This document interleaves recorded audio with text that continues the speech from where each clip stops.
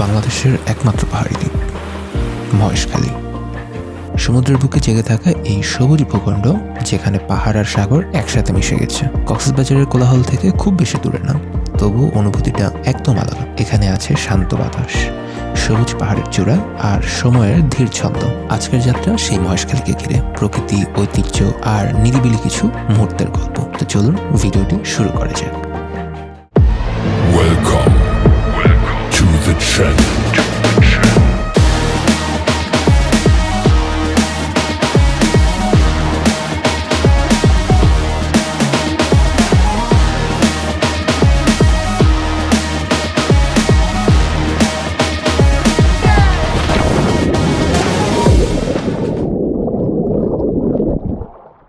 আগের ভিডিওতে আমরা মহেশখালী বাদে কক্সবাজারের শহরের অংশটাকে ফুটিয়ে তোলার চেষ্টা করেছিলাম। এবারে যাত্রা মহেশখালীকে ঘিরে। সকালবেলা উঠে আমরা অটো ঠিক করে নিই।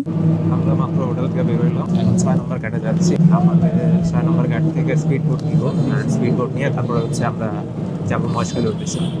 অটো আমাদের 6 নং ঘাটে নামিয়ে দেয়। তো 6 নং ঘাটের ভিতরে আমরা ঢুকলাম, এখানে প্রবেশ করতে করতেই 20 টাকা কাটলো, যেটা নাকি এই জেটির এন্ট্রি ফি। সো জনপ্রতি 20 টাকা, আর স্থানীয় হইলে 5 টাকা। আমরা 5 জন ছিলাম, টোটাল 100 টাকা দিতে হয়েছে শুরুতেই। এটা জাস্ট জেটিতে ঢুকার এন্ট্রি ফি হিসাবে কাটলো। ঘাটের ভিতরে ঢুকতে অন্যরকম একটা ব্যস্ততা চোখে পড়লো। লোকাল মানুষজন, পর্যটক আর সারি সারি স্পিডবোট দাঁড়িয়ে আছে। আমরা উঠে বসলাম একটি লোকাল স্পিডবোটে, জনপ্রতি ভাড়া 100 টাকা করে। হঠাৎ ইঞ্জিন স্টার্ট,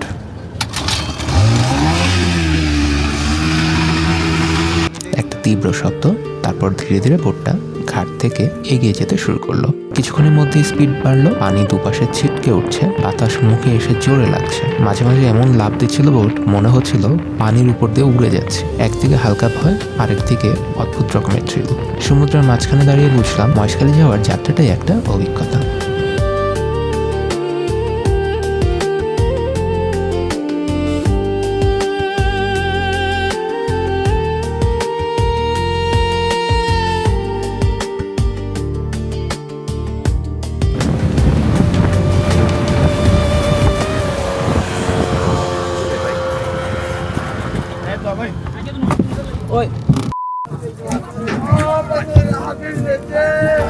অবশেষে প্রায় 15 মিনিটের স্পিডবোট যাত্রার পর আমরা পৌঁছে গেলাম মহেশখালীর লোকাল ঘাটে।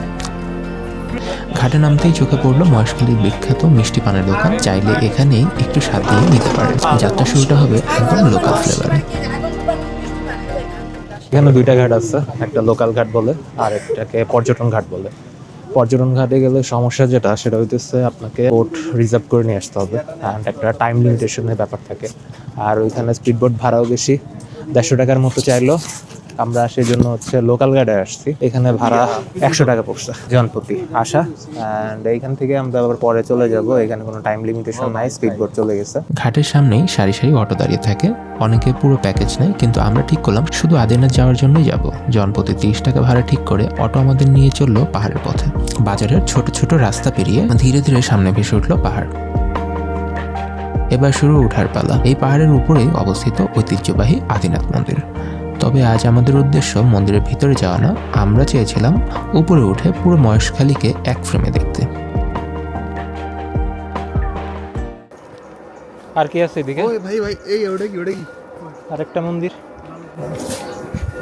বানাইছে।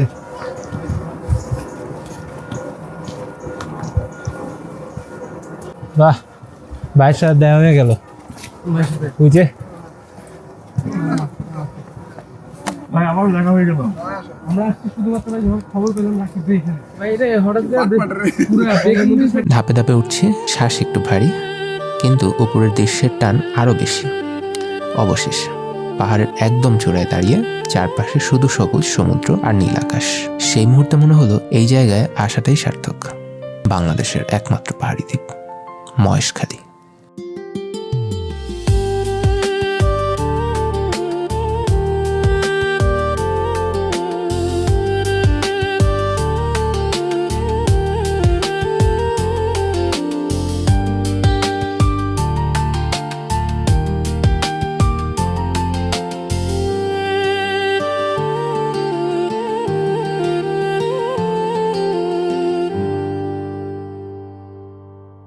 তো পাহাড়ের চূড়ায় কিছুটা সময় কাটিয়ে ধীরে ধীরে নিচে নেমে এলাম। নিচে নামতেই চোখে পড়লো একটা ছোট্ট রাখাইন মার্কেট। এখানে পাওয়া যায় ট্রেডিশনাল রাখাইন জামা কাপড়, রঙিন জামা, হাতের কাজ।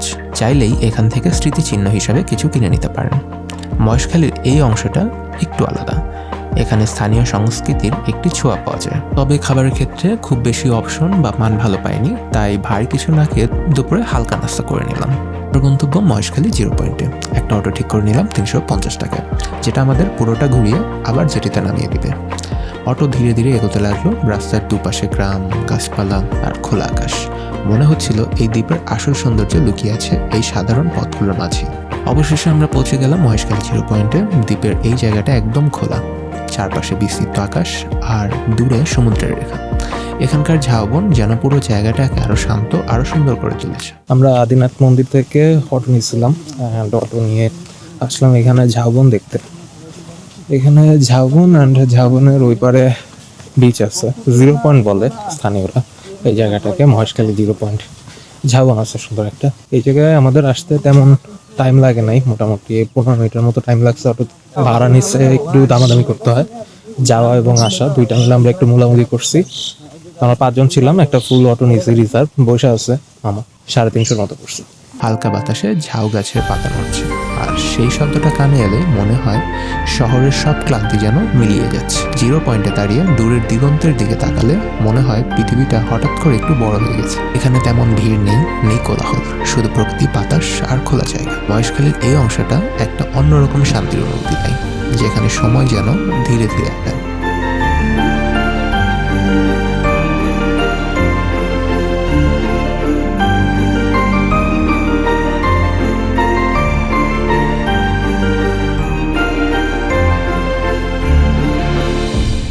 জিরো পয়েন্টের খোলা বাতাস আর ঝাউবনের শান্তি পিছনে রেখে ধীরে ধীরে আমরা ফিরে এলাম জেটির পথে। আমাদের মহেশখালী ঘুরে শেষ, এখন আমরা যাচ্ছি কক্সবাজারের উদ্দেশ্যে।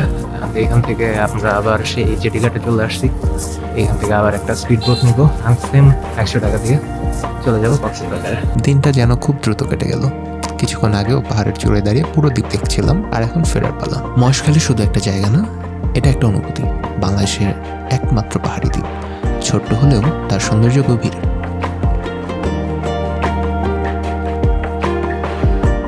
সমুদ্র পেরিয়ে আবার কক্সবাজারের দিকে ফিরছি, কিন্তু মনে রয়ে গেল এই দ্বীপের শান্ত ছাপ, মহেশখালী। আবার দেখা হবে।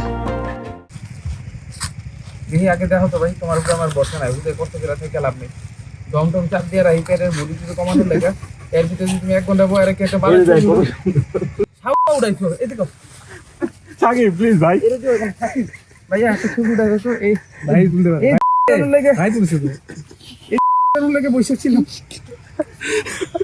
ভাই রে ভাই, আসুন না, অবশ্যই উড়ে দেবো না আমাদের।